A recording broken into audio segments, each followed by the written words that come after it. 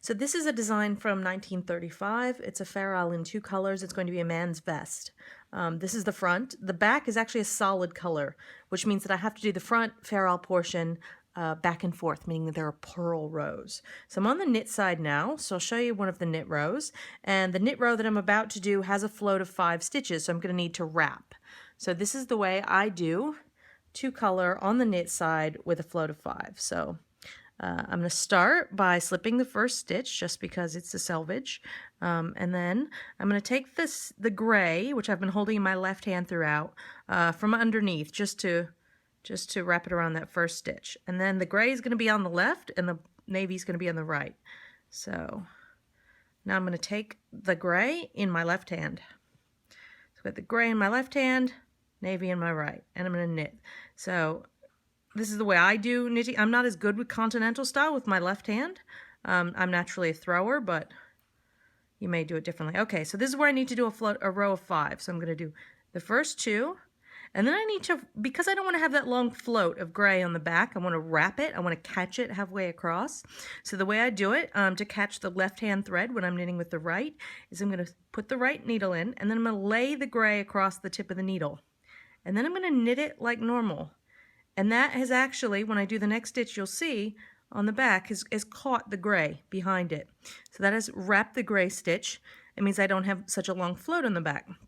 Okay, so I'm going to do a few more stitches. And then what I'm going to do is actually sort of stop for a moment and just make sure that the tension of the gray behind isn't too tight. I want to keep a nice even tension throughout. Okay, so now I'm going to get it back along to the next float, which will be 5 of the gray, which means I'm going to have to catch the navy on the back side. Okay, so here it is. So there's the first one. There's the second one. Now to catch the right hand wool when you're knitting with the left, needle goes in. I'm going to put the blue around as if I'm going to knit. Then I'm going to catch the gray as if I'm about to knit it. And then I'm going to unwrap the blue. So that was complicated. I'll do it again just so you can see it. So I take the right hand wool around the needle as if to knit. I then catch with the gray wool like I'm going to knit, and then I'm going to unwrap the blue. And that has actually, you will see, now wrapped the blue on the back side. So again, I'll do a couple more stitches, and then I'll stop and just adjust my tension. So as you can see here on the back, I don't have any long floats on those. The blue has been captured, and here the gray has been captured.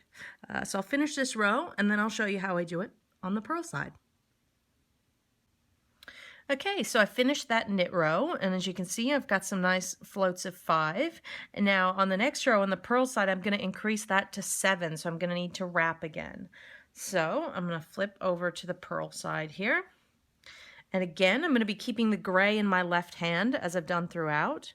So on the left side, and I'm going to show you a special technique I do here. I learned this from Liz Gemmell in a class many years ago. So I'm going to do the first couple stitches. And then there's a very special way of doing purls in two-handed, 2-color Fairisle. So there's the slip stitch. I'll do the blue one, and then I'm going to take, as I did on the other side, I'm going to take the gray from around the navy just to lock them together at the start of this row. And I'm going to move the gray physically to my left side. I'm going to do another stitch in the blue. And now what I'm actually going to do is I'm going to wrap the gray wool around my neck. Okay, so I've actually got it looped around my neck here, and so this is actually going to provide some tension just through the friction against my shirt. All right, so now as I do the gray, all I'm going to do is just sort of twang it up over the needle. It's a lot faster than dropping, picking it up, dropping, picking it up, so I'm just going to twang it. I'll do the blue one.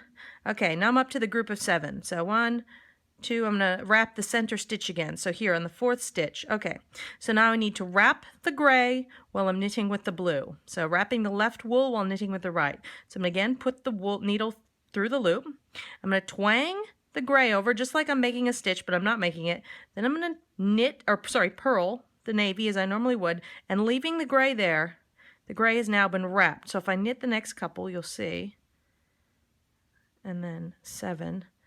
The gray has actually been trapped behind, and I can just even out the tension a little bit. So it's been locked in, so I don't have a long float. Okay, so now I'm going to go back to knitting. So I'm going to knit a gray, blue, purling, I should say.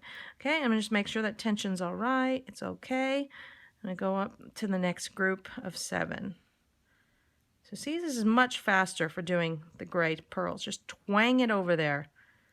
Twang it over. So here's the 7. So 2, 3. Okay, and now I need to wrap the right hand wool while purling with the left. And this is the trickiest one of all, and it took me a while to work out. The way I do it is, put the needle through. The navy wool, I'm actually going to come around as if I'm going to purl. Actually, no, sorry, that's the wrong way, because if I was going to purl, I would go over the top. I'm actually going to come around the bottom. You go around the bottom, so the wrong way around. I'm going to twang the gray over, because I'm going to purl it, and then I'm going to unwrap the blue. And now make the stitch. So the blue is not actually, it's now been trapped. So if I knit a couple, you'll see. So see, the blue has actually been trapped behind. I'll undo those and do it again, just because that is the trickiest one of all. I'll go back. All right, so 1, 2, 3. So again, needle tip goes in. The blue goes around from the bottom, so around the wrong way, as if to purl.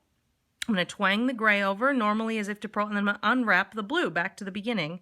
And now when I complete the purl stitch, the blue has been wrapped around the gray. And I can finish the group of 7.